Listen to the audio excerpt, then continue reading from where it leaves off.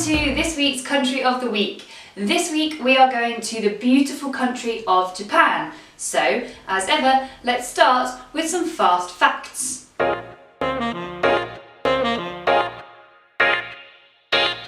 Fact number 1. Japan is in Eastern Asia.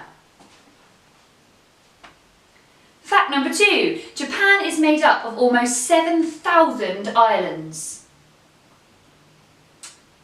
Fact number 3. The main language spoken in Japan is Japanese, although on some of the smaller islands traditional languages are still spoken. Fact number 4. The flag of Japan is super easy to recognise. It looks like this.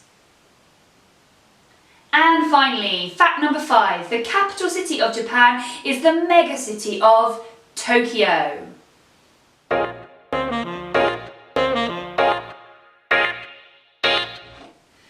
Okay, are you ready to start your tour of Japan? Hi. Good, let's go. We're going to start in the capital city in Tokyo. Did you know Tokyo is the largest metropolitan area in the whole world? It is home to 36 million people. It's no wonder then that Tokyo is the centre for trade, business and industry, not only in Japan, but in the whole of Asia. In 2020, it was supposed to host the Summer Olympics, but unfortunately, due to the coronavirus pandemic, they've had to delay it until 2021. Otherwise, Tokyo is really famous for its huge transport network and its massive skyscraper buildings. Okay, next, we're going to head 100 kilometres southwest of Tokyo until we reach the site of Mount Fuji. Mount Fuji is an active volcano that stands 3,776 metres high. It is in fact the highest mountain in the whole of Japan, and it is considered one of 3 holy mountains by Japanese people. It is so iconic, so different in its appearance, that it has become the subject of loads of artwork throughout the years.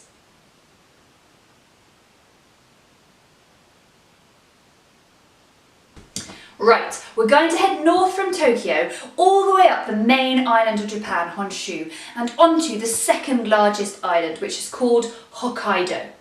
Did you know that Honshu and Hokkaido are connected by an undersea railway, a railway track that goes underneath the ocean? Right, when we arrive in Hokkaido, we should find some huge ranches, a bit like big farms. There's loads of stunning nature, delicious seafood, and in the winter you can even go skiing or snowboarding in the mountains up here in the northern part of Japan. Okay, we're going to hop back on that undersea train, back onto the main island of Honshu, and we're going to travel all the way down the island, past Tokyo, towards 2 of the most incredible cities in the whole of Japan. The first of those cities that we're going to visit is called Kyoto. Kyoto used to be the capital of Japan a long time ago, and it's home to a lot of traditional Japanese culture. In Kyoto you will find loads of historic buildings like temples and shrines. You'll also see a lot of the beautiful pink cherry blossom that comes out on the trees every spring. Japan is known for this cherry blossom because it is so beautiful and picturesque. The second important city in this region is called Osaka. Osaka is famous for 2 traditional dishes that come from here.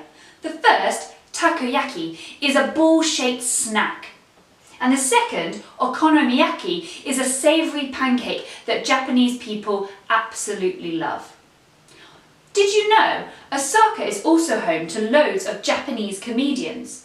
It seems the people in Osaka are particularly funny. Okay, the final stop on our tour of Japan is going to take us south across the East China Sea towards China itself. We're going to arrive at a group of islands called Okinawa. Here you will find beautiful beaches. The weather is warm throughout the year, so it's no wonder it's a popular place to go on holiday and to take part in lots of water sports.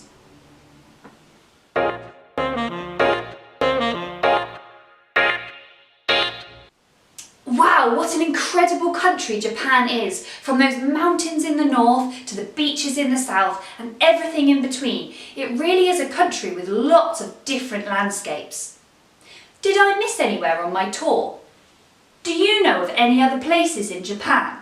Perhaps you've seen Japan on TV or in a film recently. Whilst we're thinking, let's hand over to Mr. Sawyer and he's going to tell us about a famous person from Japan. Hi, I'm going to start this week's video off with an apology, to be honest. Despite the fact that I am very famous for my excellence with languages, I don't really know how to pronounce this guy's name. I'm going to give it a go, don't judge me. Tokugawa Ieyasu. That actually wasn't bad from what I've heard, so...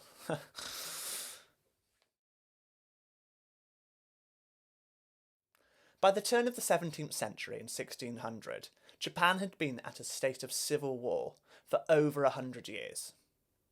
In this war, the different regional clans were all battling against each other so that their leader, their daimyo, could become the shogun. Now, the shogun wasn't technically the ruler of Japan, rather just a military leader, but in reality, the shogun held most of the power over the nation. This period of Japanese history is referred to as the Sengoku Jidai, or the era of the warring states.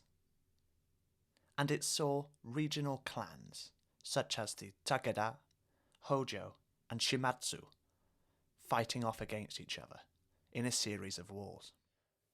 Tokugawa Ieyasu was born in 1542 and was the son of a regional lord. Tokugawa did not have a very happy childhood, as he spent his time being passed around different clans as a hostage. As an adult, Tokugawa was a powerful daimyo himself, and allied himself in 1560 with Oda Nobunaga, the most powerful warlord in all of Japan. When Oda Nobunaga died, it wasn't Tokugawa who took over from him, rather Tokugawa's sworn enemy, Hideyoshi. But rather than cause any trouble, Tokugawa waited patiently, and in 1598 Hideyoshi died, sparking off a series of conflicts in the power struggle to see who would be most powerful next. All this led to Tokugawa's decisive victory at the Battle of Sekigahara in 1600. This paved the way for him to become the shogun 3 years later, and his relatives, his descendants, ruled as shogun for over 200 years.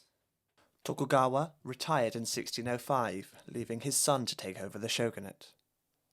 But he had set Japan on the path to becoming a hugely prosperous nation. And he is still remembered fondly today. His mausoleum at Nikko is considered one of the most important shrines in all of Japan.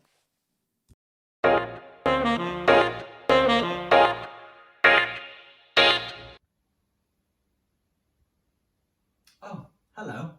I didn't see you there. Oh, well, I did because I put the camera there, but anyway. Now you've learned a lot about Japan, I'm going to give you 5 fun facts. No, the bangs are in the wrong place. It needs to be 5 fun facts. Now it's time for 5 fun facts. Okay, right, let's go again. We're going to get it right this time. I know it, I can feel it. And now it's time. Here are 5 fun facts about Japan. Vending machines are extremely popular in this week's Country of the Week. You can buy almost anything in them, from lettuce to eggs and even cars. Yes, cars. Smart Car made a vending machine where you could go and actually buy one of their cars from the machine. Also, for every 1 person in Japan, there are 23 vending machines. They are extremely popular.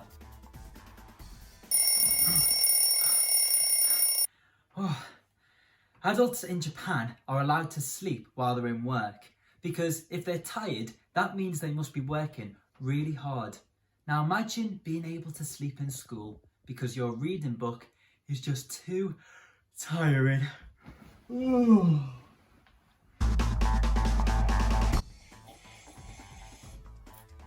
Sorry for slurping my drink, but there's a reason. Because in Japan, slurping noodles is actually really polite. Because it shows that you're enjoying the food that someone else has cooked for you. That's interesting. When you enter someone's house in Japan, you must always take off your outdoor shoes. And you'll wear slippers, just like these. And the reason for that is because in Japanese tradition, they used to eat meals on the floor. So you wouldn't want to be walking around a house in dirty shoes where you're about to eat. Even today in Japan, it's rude to wear outdoor shoes in someone's house. One of the best gifts that you can give someone in Japan is fruit.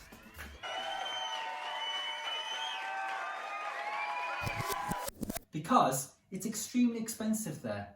And believe it or not, you can even buy square watermelons like the one in this picture, and they cost up to £200.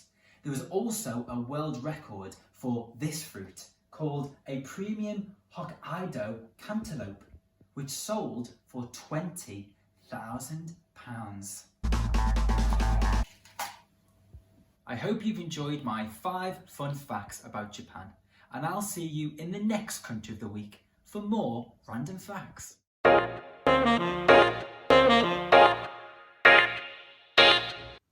Thank you again for tuning in to Country of the Week this week.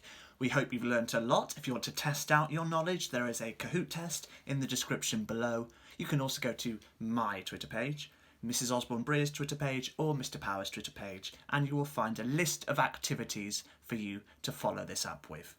We hope you're staying safe. We're looking forward to seeing you all soon. Have a lovely week. Until next week, keep watching the world around you. Bye.